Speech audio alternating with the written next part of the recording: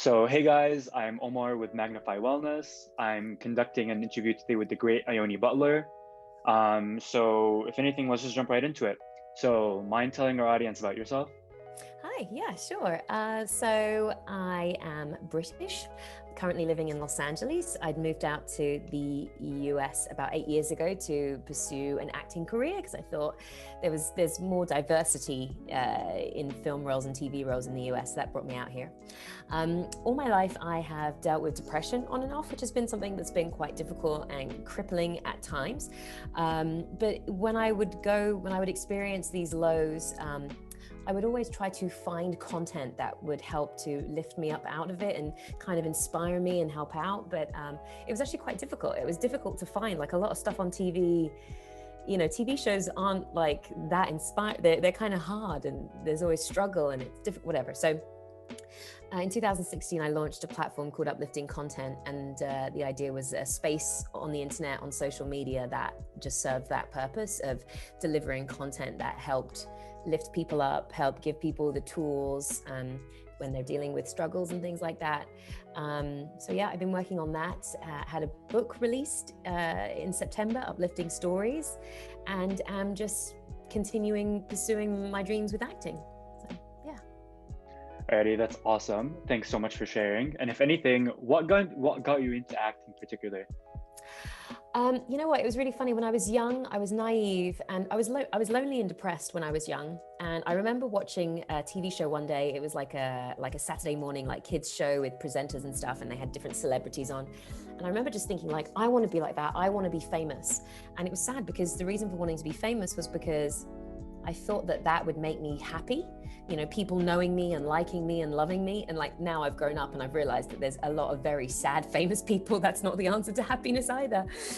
So that was the original catalyst, just thinking, maybe if I'm known for something, then I'll be happy.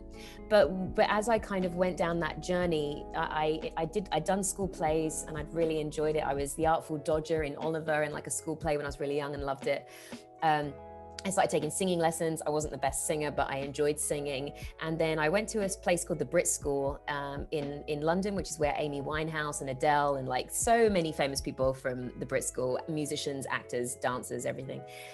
And it was the first time in my life at like 16, I was spending all day acting and dancing and singing, and it was just the best. And in one particular acting class, we had this exercise where you have to take a small like an emotion, play it really small, and then you have to kind of heighten it.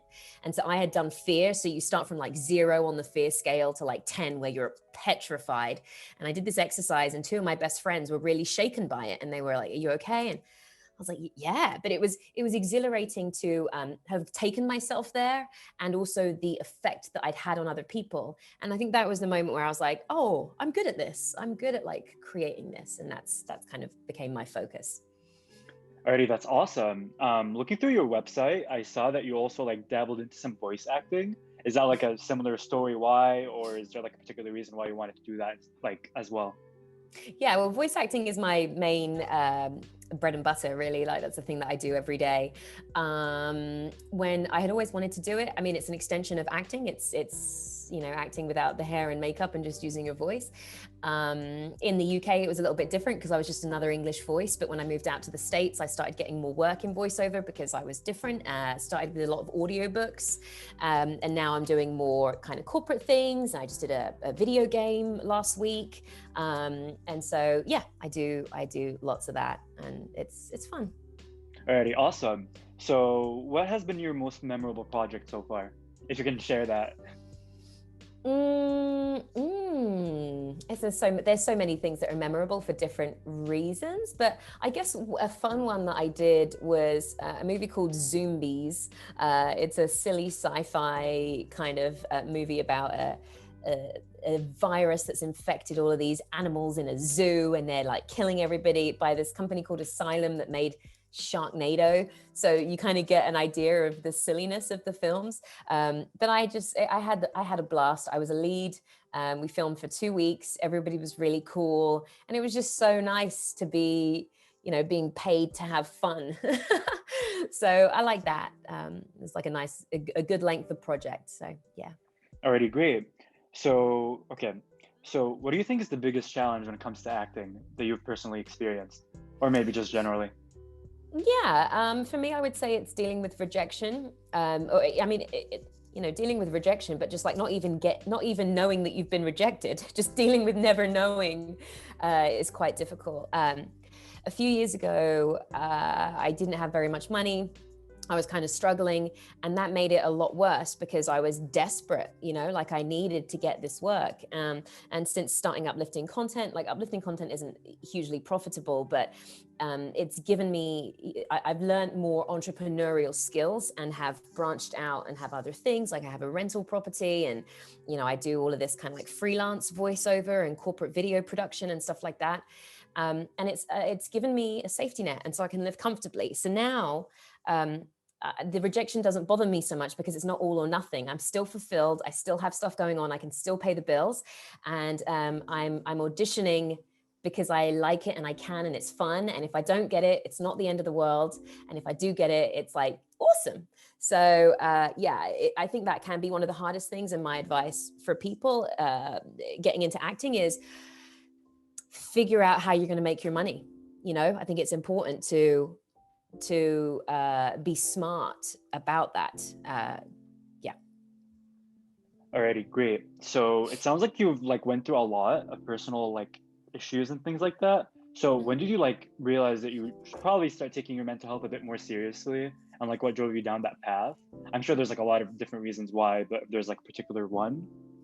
Yeah, well, when I was younger, I didn't quite know what it was. I didn't know why I was sad all the time and just wanted to not exist and just felt awful and lonely and disconnected. I didn't really get it.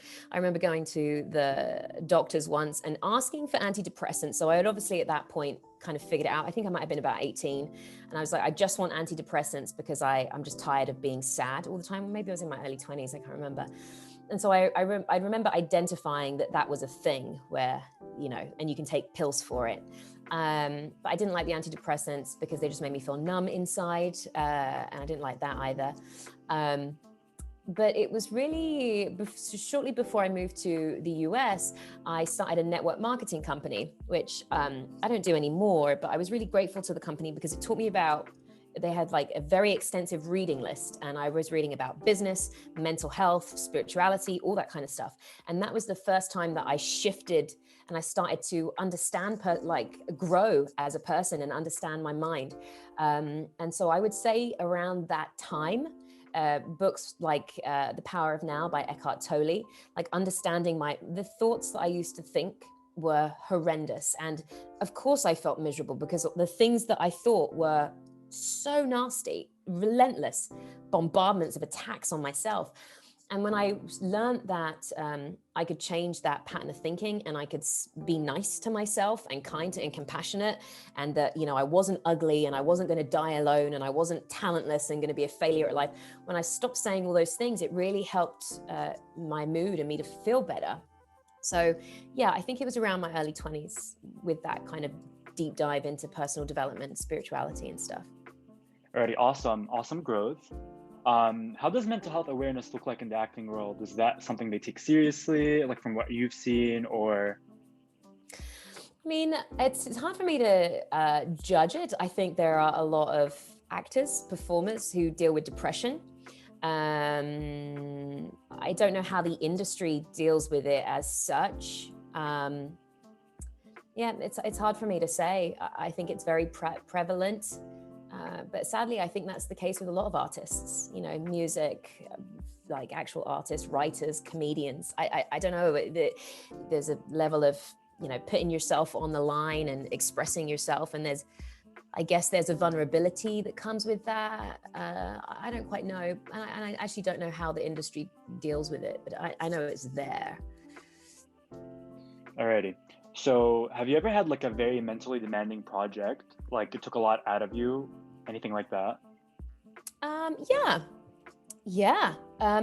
Any one where I'm dealing with a very, where there's like a lot of emotion is very exhausting. I did a film a few months ago where it was a very stressful situation that I was in, and I was pretty much just like hysterically crying for hours.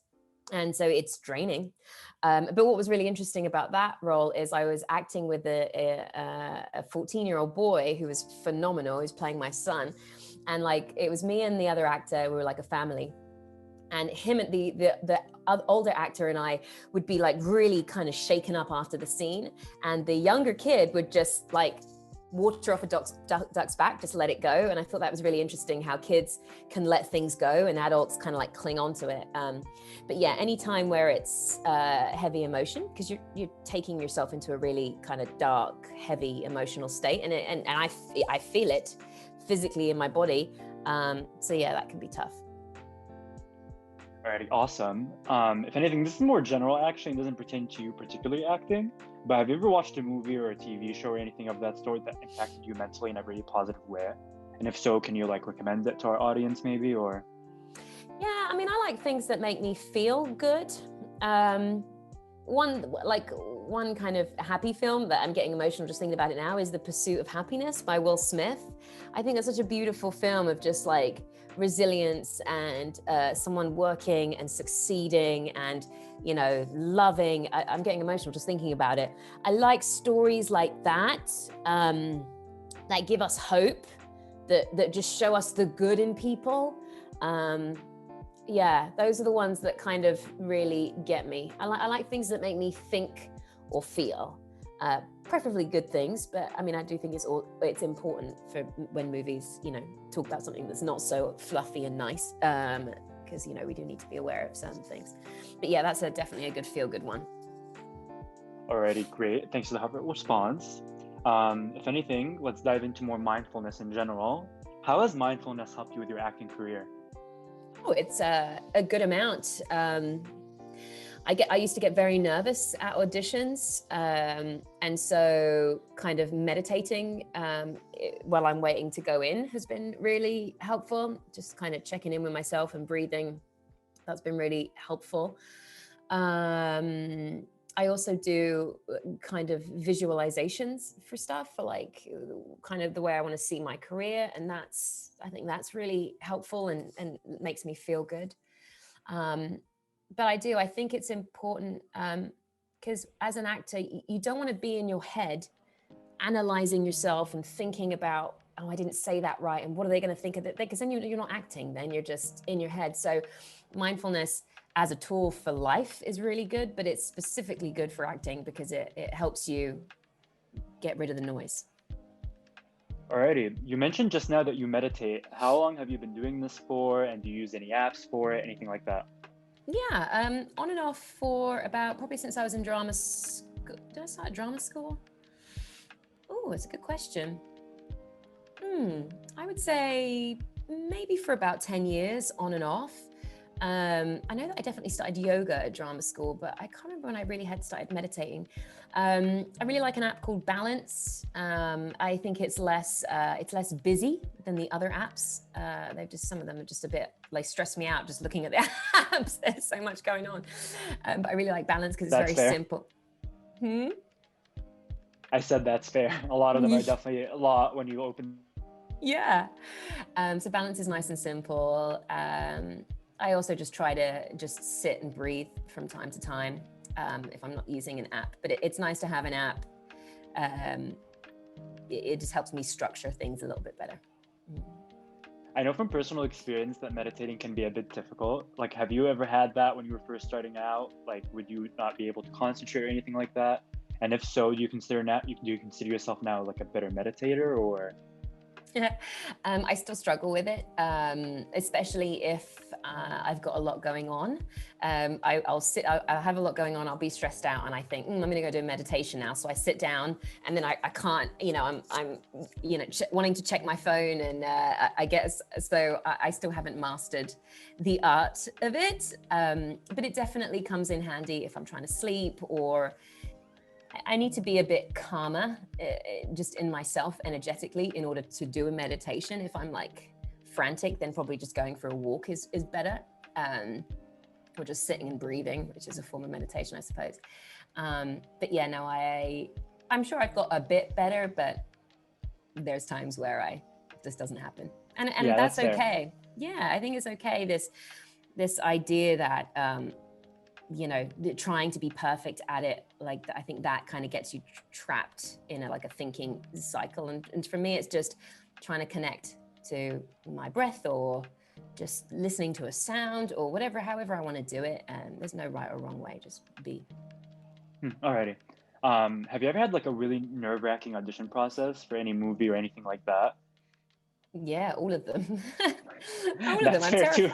I'm terrified all the time. I'm quite grateful for COVID, in that it has made most, if not all, auditions self-tapes, which is where you film the audition at home and you send it in. I have preferred that method. I have like a whole home studio set up.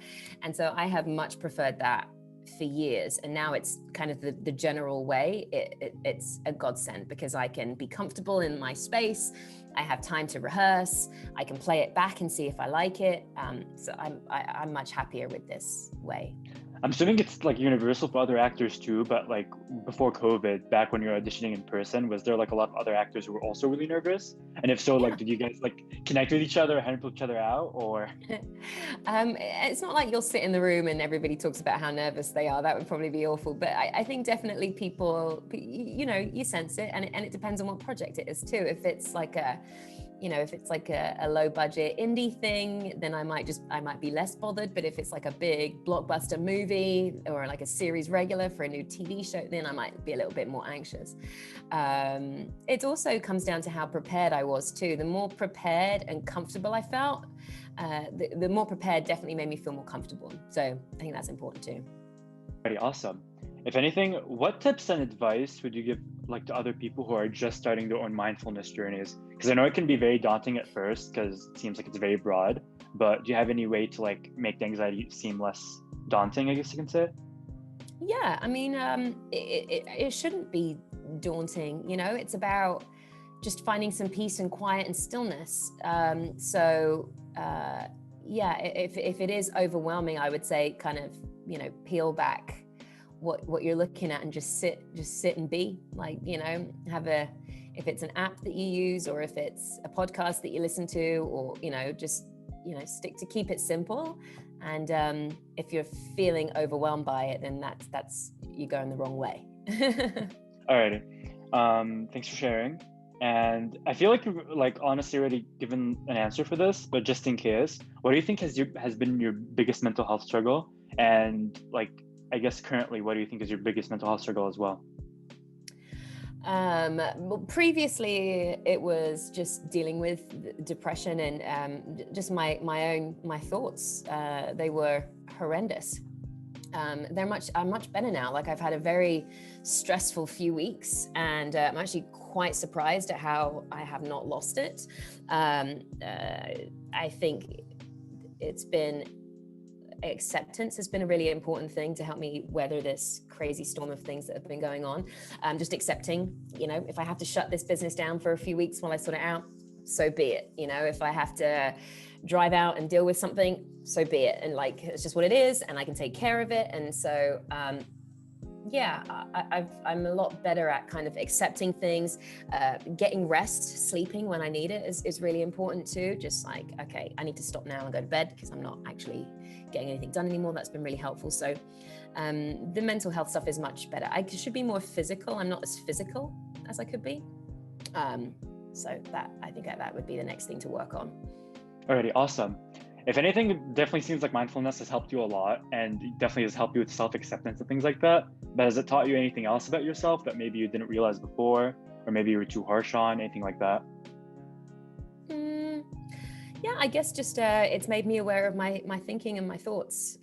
That's probably the main one. And it's interesting when I feel like I'm aware when I start to lose the mindfulness. I'm in my head all the time. I'm stressing out about things. I might be judgy of other people, or, just getting, And then I realized that I've kind of lost it a little bit, and to kind of come back. So yeah. Is it anxious when you like feel like you're about to lose the streak of mindfulness and like I'm going down a like darker path? Is that stressful? Or like maybe you're like, okay, like I'm more accepting towards it now, let me welcome it instead of being adverse to it. Is it like that? Or Yeah, I don't get anxious about that. It's more when I start to feel certain ways now, when I start to feel anxious, for example, or stressed out, or if I don't quite like how I'm speaking to people or behaving, then it's a sign that I'm not in a good place. So I kind of, another key sign is if I wake up and I feel dread, like just feel really like awful and worried about something, I know that there's something up, then I need to address it. So now it's just more of like, okay, this is where I am, and something's up, and I what I call it is I go into radical self-care mode. So it's just eating better, exercising, connecting with loved ones, normally turning the news off and watching or listening to things that make me feel inspired, being in nature, getting away for a couple of days, sleeping. So there's all these things that I do. And so it's not that I'm anxious about losing the mindfulness practice. It's the anxiousness is a sign that I'm kind of wandering off that path a bit, and to bring it back.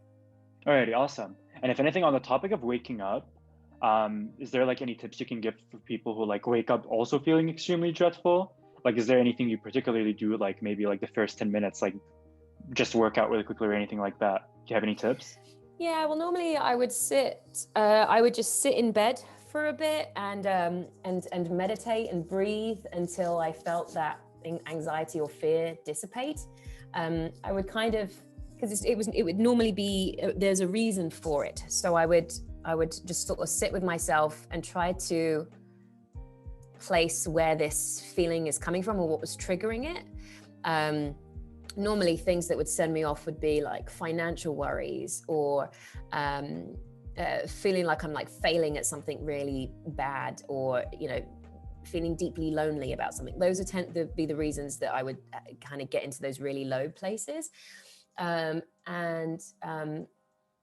once I'd identified what it was that was kind of causing that fear, just sort of see what I can do to resolve it. And then there's also just sometimes where sometimes I do think it's okay just to feel like, if you're feeling sad, it's okay to feel sad. Like, you don't want it to then become, months on end of just, never doing anything to try and change it. But Yeah. I do think it is okay just to be like, oh, I'm just having a bad day, and I kind of just want to sit on the couch and do nothing today.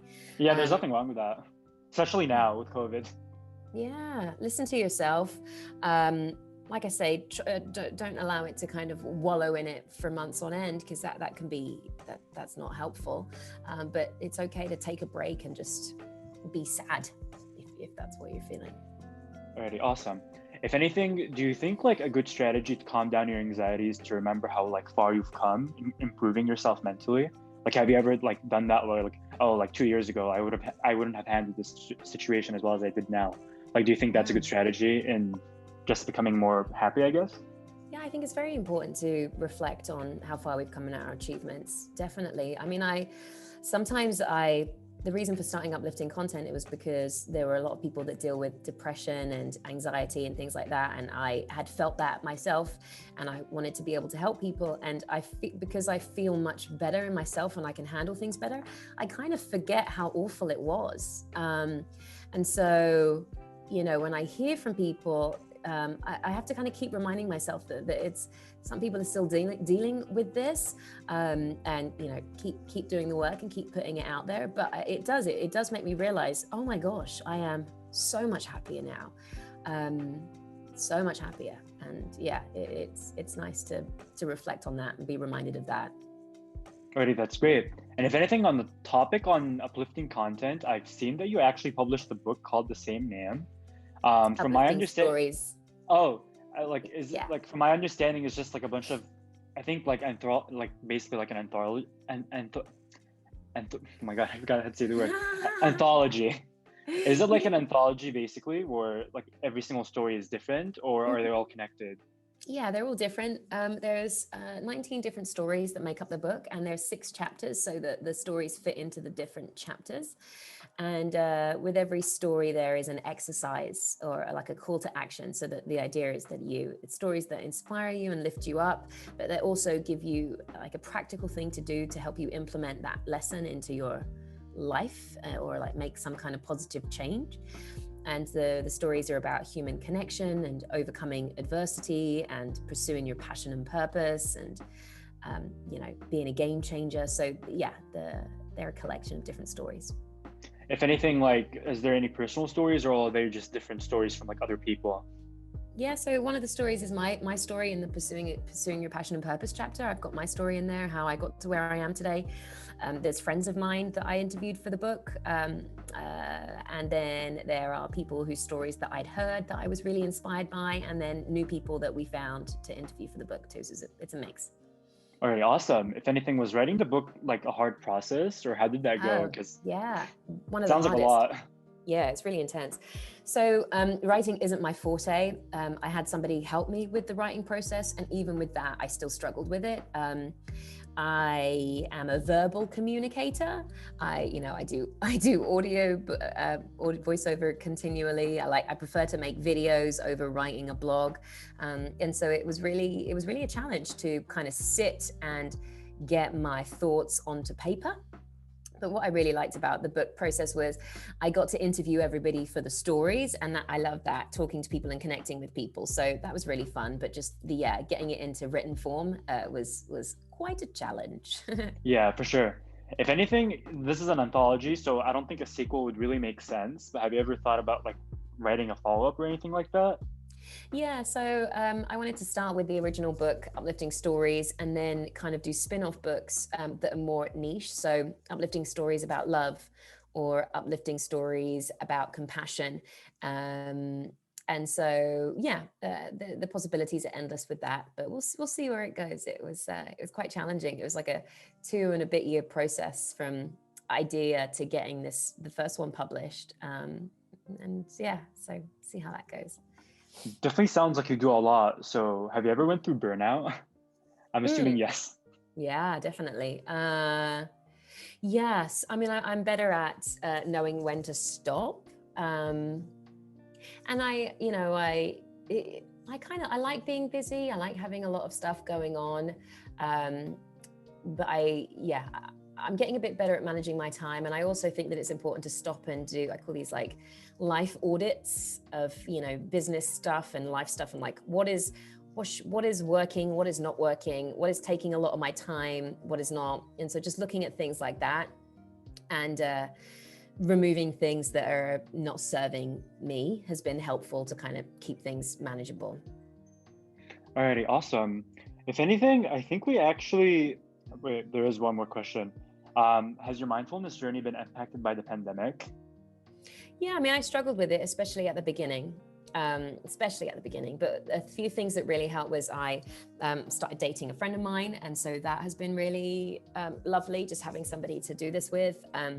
When things started to open up, we've been on sort of trips to national parks, and then there's been a few times where I've met up with friends. We've all like got COVID tests and rented a house somewhere and have gone away. And so having those, for me, connection is incredibly important. If it wasn't for my boyfriend, I think I would have struggled a lot more. And if it wasn't for the hangs that I've had with my friends, I would have struggled a lot more. But because of that, it's been good. And I was able to keep working from home. So that was good, giving me something to focus on. I've saved up and I'm buying a house, hopefully soon, just waiting to see if my offer is accepted. And so being able to work and focus on something, it reframed the pandemic. It was like, yes, this is miserable. I haven't been able to travel and do all the things I wanted to this year, but instead I've worked and I've saved up for a goal that I've wanted for a long time, which is to buy a home. So it's That's been great. okay. Yeah. If anything, do you think people need like a partner or something to complete them and make them feel like whole, I guess you can say? Oh, Or absolutely not. Not to feel whole. I think it's important to have human connections and companionship, 100%. But I don't think it's having another person should make you feel whole. Like I'm very independent. I think the reason that things work out really well with my boyfriend and I is because both of us are quite independent and have our own stuff going on. Like I didn't get into a relationship with him to like complete me. And I think when people go after relationships for that, it's just not a good foundation, and it's too much pressure on the other person. Like, be good with you, and then have two people happy with themselves, be happy with each other, rather than I'm sad, you're going to make me everything better. Like, it's just not fair. It's not their Yeah. job. Yeah. If anything, on the extremely wholesome note, I think we went through all the questions. Cool. So with that, I just wanted to thank you so much for your time. I Sure. really appreciate it. You're probably super busy. So if anything, that's it for the interview. I'll send it to you right when our team processes it, and if anything, we'll go from there. Okay. Thanks so much, Lovely. Ione. My pleasure. Take care.